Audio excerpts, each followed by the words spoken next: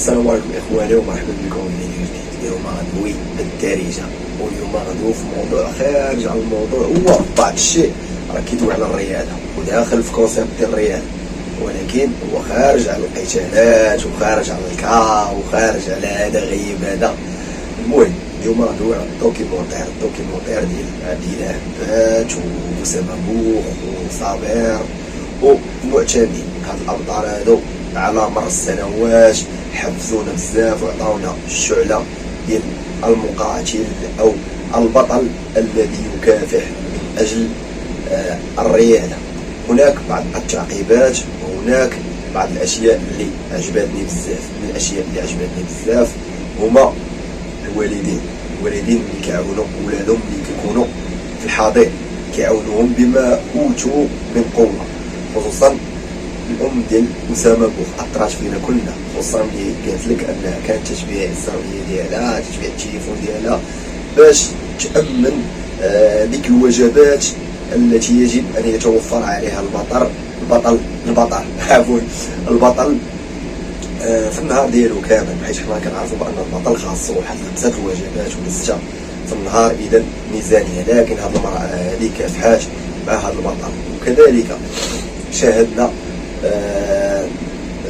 كذلك الاستماع ام صابر اللي واخا مات لها الزوج ديالها واخا بزاف ديال العراقيل الا انها كونترولات الابن ديالها، كانت تتبع الابن ديالها، كانت تقول ليه جيب صحابك للدار باش تشوف الاصدقاء اللي معاهم، ولات كتلعب الدور ديال الرجل. كذلك معتمد شناه بان الام ديالو كافحات وما بغاتوش يطرى ليه بحال كيما طرى ليه الاخ ديالو اللي تجبلا، ولات كتبعو ولات كدير ليه خاطرو ولات غاده معاه بالعقل ديالو، ولات كتاخذ ليه في الاوقات اللي خاصها تاخذ ليه وما تاخذش ليه في الاوقات اللي ما خاصهاش تاخذ ليه. هادشي كامل كذلك شفنا استماتة ديال عبد الاله هبات كذلك اللي جاب المقرر لانه عانى بزاف، خصوصا انه كان كيتسلف الهاتف ديالو مع الاصدقاء ديالو باش يصور وباش يوصل، واخا الكاليتي كانت هابطه، واخا انه كان كيصور في مكان غير مناسب للتصوير، واخا بزاف ديال الحوايج، ولكن كان كينشر افكار. هادشي كامل زوين. ولكن وكذلك الحاجات الزوينين هما انهم كيموتيفيو الشباب على الرياضه، والكل ولات فيه واحد الحلقه ديال انه يمشي للعصا. هادشي كامل وين، ولكن الحاجه اللي ما كنتفقش فيها هو ان الانسان يتبع الرياضه كمصدر قوت. علاش؟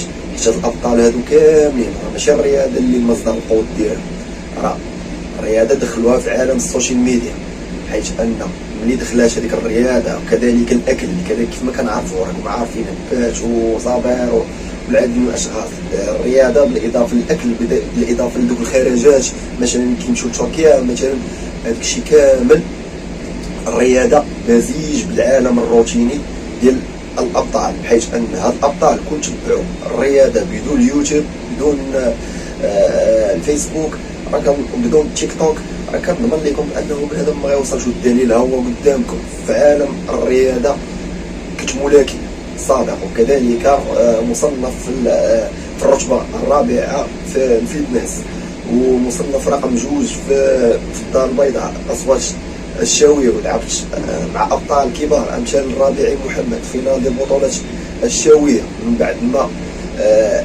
لعبت بزاف ديال الكومباج وبزاف ديال الحوايج اللي ما غنتكلمش عليهم. ولكن اتشائيت بان الرياضه ما كتعطيك والو، يلاه كيعطيوك 50 درهم للكومبا. شنو هي 50 درهم للكومبا؟ الا ديتي بطوله المغرب كيعطيوك 1500 درهم. لذلك الخوت شوفوا كذلك في الفيتنس قسما بالله العلي العظيم مصنف الرابع، عطاوك ديبلوم ميداليه وعطاوك واحد البروتين صغير. انا اصلا ما كناكلش البروتين وقالوا لك سير لدارك سير، الله يعاون العونات. لذلك اخواني شوفوا القضيه اللي غنقول لكم، تبعوا الرياضه كصحه ديالكم، يعني تريني ولا كنتو غتربطوا الرياضه باليوتيوب وي مرحبا راه غتستافدوا 100%. اما باش تتبع الرياضه بوحدها وتبغي زعما انك تولي بالرياضه بوحدها بدون انك ما تشارك زعما داك الشيء ديالك مع الناس اللي غيتفرجوا فيك باش يزيدوك قدام باش تولي تخلص، راه من الاخر هذه هضره ديال المعقول. كنقول لكم اخوتي راه ما تصور حتى شي حاجه، راه نقول لكم الخوت عامه. علاش؟ حيت الا تبعتي الرياضه بوحدها شنو غدير لك 1000 ريال الكومبا شنو غيدير لك بروتين، واخا عطاوك كاميلو ديال البروتين هادشي واش غيأمن لك المستقبل ديالك. لذلك الخوت اللي عنده شي حرفه يتبعها، بنادم يتبع التجاره، وي بنادم يتبع الرياضه كصحه باش تواكب الحياه، باش ما تخلي حتى واحد زعما ديك القضيه ديال تكون الشخصيه ديالك قويه، باش تدافع على راسك، باش تولي تعرف كيفاش تهضر، باش تولي بزاف ديال الحوايج، حيت هاد الحياه صعبه الا ما كنتيش قوي من الدماغ ديالك ومن الداخل ديالك، الشخصيه ديالك قويه، وكذلك الجسد ديالك قوي، ديما غتكون ضعيف، وديما ما غتشك في راسك، وديما ما غتكونش عندك واحد الثقه في النفس. هادشي هو متفق مع هاد الناس هادو، متفق معاهم بانهم بداو من الحضيض، ولكن الرياضه مربوطه بواحد الحاجه اللي كتدخل لنا واحد الماديات اللي هي عالم السوشيال ميديا. بحال قلتي درنا واحد المزيج بالرياضه اللي ما كنصوروا منها والو، درناها بواحد الحاجه، ربطناها بواحد الحاجه اللي كتلوح فيديوهات كتجازيك، وهادشي كامل حنا كنديرو في اليوتيوب. حنا دابا الرياضه دابا راه كنبغي الرياضه، هانتوما كتشوفوا كنحط لكم فيديوهات، كنحط لكم فيديوهات ديال القتال المختلط، وفي الاول كنت نحط لكم فيديوهات ديال كيفاش كنتريني، كيفاش كنحضر الوجبات ديالي، كيفاش بزاف ديال الحوايج.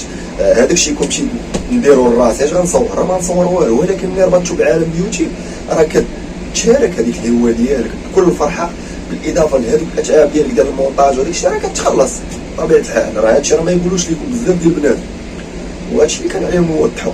اما من خلال ان هاد الناس راه اعز ناس عندهم هذا السوشيال ميديا كيرفعوا علينا، ملي كتكون جاي من العمل كتفرج فيهم، كتنشط، خصوصا ملي كتشوف هذوك المقالب ديال صابر وهبات ومولايا وكندريس وهاد الابطال واسامه البوخلي، كتشوفوا تبارك الله واحد اللياقه بدنيه وواحد الجسم اللي هو ما عندش بزاف ديال الناس، راه كتفرح ملي كتشوف بحال هكا وكتنشط في دماغك امام داك الشيء اللي انت كنتي عايش واحد العمل، كنتي عايش واحد خاصك تحضر من فوق الصباح، خاصك بزاف ديال كتجي تعبان، كتجي كتفرج في الناس كيرفعوا عليك، وي ولكن ما متفقش هذه القضيه ديال ان الا تبعتي 100% حيت شحال من واحد دابا غيمشي غيتريني، غيمشي يبغي يشارك في بطولات، غيضيع الوقت، تساوي غيديروا لنا فريق بطولات المغرب، غيدي بطولات افريقيا كاع، ولكن راه غيلقى راسو كيضربوا فيه الحيوط. وهادشي اللي طرا لينا حنا، كل ما عقناش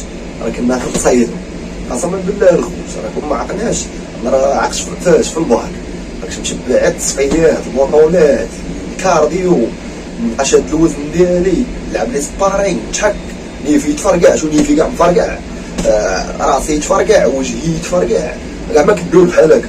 راه يلاه كي بغيت دابا يلاه ولينا كنسخنوا كنترينيو على قبل صحتنا وصافي. داكشي ديال نطلع زعما نولي بطل في هذه البلاد راه لا يمكن. سيروا سولوا في اي دومين، ابطال ديال الملاكمه، ابطال ديال في الفيتنس، ابطال راه ما كاينش. قول لي شي بطل ديال الفيتنس مشى للمستر اولمبي. الا بغيتي تمشي للمستر اولمبي خاصك تخرج على البلاد بوان فيها.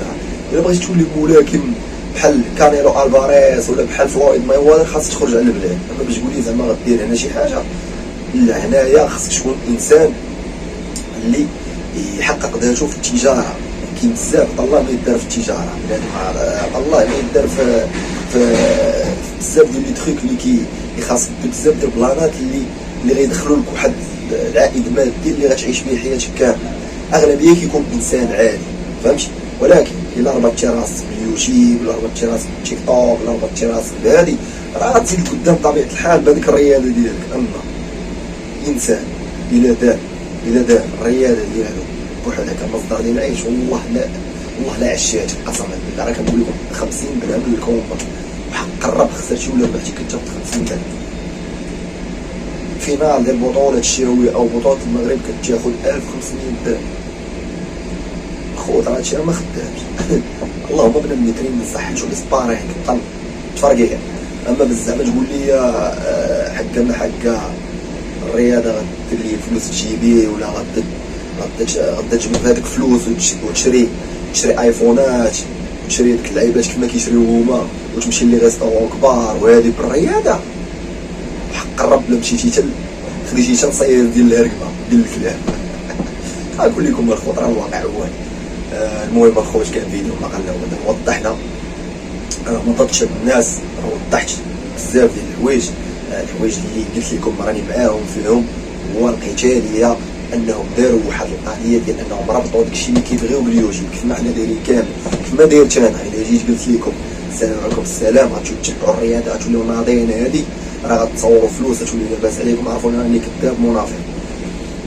اما الا جيت قلت لكم شوفوا الرياضه راه ما فيها والو، ولكن الا شديتي ربطتيها بواحد الحاجه يوتيوب تيك توك انستغرام راه غتربح، راك متريني صحتك وغتربح.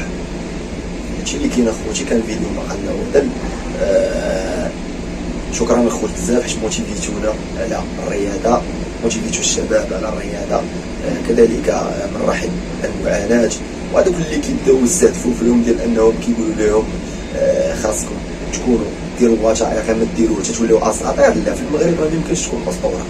هذوك اللي كدويو عليهم ديال فرانس نكانو راه العب هذاك راه فرانس نكانو راه مشى حرق مشى لبرا عبان كون بقى في افريقيا بالرب لبان كان كيجري في طنجه في الغابات كان كياكلهم من طار الزبل. راه نكونوا واقعيين شويه. هادشي اللي داروا الدراري في الثوره هادشي انجاز بالنسبه لهم. علاش؟ باش انك دير الفلوس في المغرب راه انجاز. هادشي اللي كاين الخوت هو يوضحوا للناس بعض الامور. ما تتبعوش الرياضه بوحدها، نو ربطوها بشي حاجه. راه قلت لكم معاك ب 10 ربطوها. المهم الخوت تهلاو ليا في راسكم وما كايناش بنت الحال.